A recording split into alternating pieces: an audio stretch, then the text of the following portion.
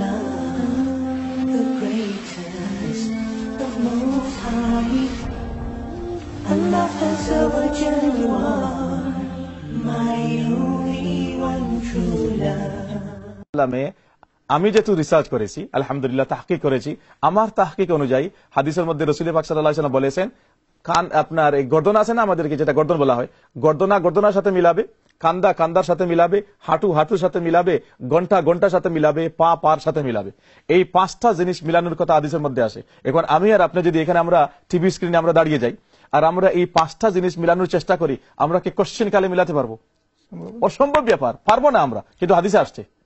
রাসূল পাক সাল্লাল্লাহু আলাইহি ওয়াসাল্লাম বলেছেন, লম্বা থাকবে, কেউ অনেক বাঁকি থাকবে। রাসূল পাক সাল্লাল্লাহু আলাইহি ওয়াসাল্লাম বলেছেন, গর্দনা গর্দনার সাথে মিলাবে, কান্দা কান্দার সাথে মিলাবে, হাঁটু হাঁটুর সাথে মিলাবে, ঘন্টা ঘন্টার সাথে মিলাবে, পা পার সাথে মিলাবে। কিন্তু এই পাঁচটা জিনিস মিলিয়ে কি একজন মানুষ নামাজে সুফে দাঁড়াতে পারবে? না। এজন্য দরকার হলো যে এই সম্পর্কে মুহাদ্দিসিনে কেরাম আর ফুকাহায়ে কেরাম কি ব্যাখ্যা দিবেন সেই ব্যাখ্যাকে গ্রহণ করা। এজন্য আসেন ওই হাফিজ ইবনে হাজার আল আসকালানী রাহমাতুল্লাহি আলাইহির কথা। হাফিজ ইবনে হাজার আল আসকালানী রাহমাতুল্লাহি আলাইহি সহিহ বুখারী শরীফে ব্যাখ্যা করতে গিয়া এই হাদিসগুলা সম্পর্কে বলেছেন যে সাহাবায়ে কেরাম যে বলেন পায়ের সাথে পা মিলাতে হবে, ঘন্টার সাথে ঘন্টা মিলাতে হবে, হাঁটুর সাথে হাঁটু মিলাতে হবে, কান্দার সাথে কান্দা মিলাতে হবে, গর্দনার সাথে গর্দনা মিলাতে হবে, গলার সাথে গলা মিলাতে হবে। এটার মানা ব্যাখ্যা হলো যে সাহাবায়ে কেরাম বলতেছেন, উনার ভাষায় হইল মুবালেগা। মুবালেগা মানে হলো সাহাবায়ে কেরাম তাকিদ করতেছেন, এমফাসাইজ করতেছেন যে নামাজে এমন ভাবে দাঁড়াবে যেন মধ্যখানে কোনো ফাঁক থাকে না, আর এমন ভাবে দেখা যায় যে তোমার গলা অন্যের সাথে গলায় মিলে গেছে, তোমার গর্দনা অন্যের গর্দনার সাথে মিলে গেছে, তোমার হাঁটু অন্যের হাঁটুর সাথে মিলে গেছে, তোমার গন্ঠা অন্যের গন্ঠার সাথে মিলে গেছে, তোমার পা অন্যের পায়ের সাথে মিলে গেছে। আসলে বাস্তবে মিলানি না, লাগবে এভাবে যেমন মিলিত হয়ে গেছে। কারণ যদি আপনি দেখেন এখন আজকাল কি আপনি তো মাশাআল্লাহ একটা জিনিস নিয়ে আসলেন না, মানে সুবহানাল্লাহ, বিস্তারিত আলোচনা করলে ঘন্টার পর ঘন্টা এই বিষয় নিয়ে আলোচনা করা যাবে। যে যারা আপনারা এভাবে বেশি ফাঁক করে দাঁড়ান তারা মনে করেন যে এটা উত্তম কাজ করতেছেন। নামাজি যাদের পাশে উনি দাঁড়িয়েছেন উনার সাথে উনি পা মিলাইতেছেন, আর মাঝখানে যে ফাঁকটা আছে সেটাকে উনি পরিপূর্ণ করতেছেন।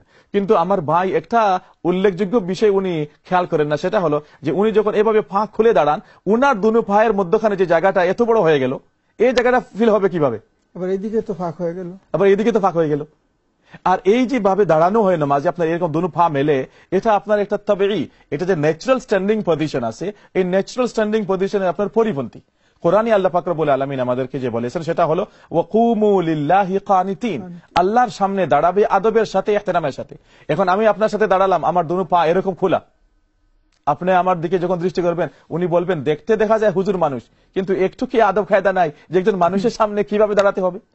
আর আমি আল্লাহ আহকামুল হাকিমিনের সামনে আমি দাঁড়ালাম আর আমার দুটা পা এরকম ভাবে খোলা যে আমার দুনো পায়ের মধ্যখান দিয়ে একটা গরু চলে যেতে পারবে। আল্লাহু আকবার। আর আমি মনে করি যে আমি একটা উন্নত কাজ করতেছি, একটা উচিত কাজ করতেছি।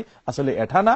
হাফিজ ইবনে হাজার আসকালানী রাহমাতুল্লাহি আলাইহি যে ব্যাখ্যা দিয়েছেন, হাফিজ বদরুদ্দিন আল আইনি রাহমাতুল্লাহি আলাইহি, উনারা দুজনই বুখারী শরীফের ব্যাখ্যাকারী। ওনারা যে ব্যাখ্যা দিয়েছেন সেই ব্যাখ্যাটাকে নিতে হবে। এখানে সাহাবায়ে কেরাম শুধু এটাই বোঝানোর চেষ্টা করেছেন যে মুবালাগা মানে এমফাসাইজ, নামাজে এভাবে দাঁড়াবে যেন দেখার মতো দেখা যায় যে মধ্যখানে কোনো ফাঁক নাই। তো আমরা এই বিষয় নিয়ে আমরা আলোচনা ইনশাআল্লাহ অন্য একদিন শুধু এই বিষয় নিয়ে আমরা আলোচনা করবো, অসুবিধা নাই। তো আজকে আমরা আবার ফিরে আসি, আমাদের যে আলোচ্য বিষয় হচ্ছিল সেটা যে আমরা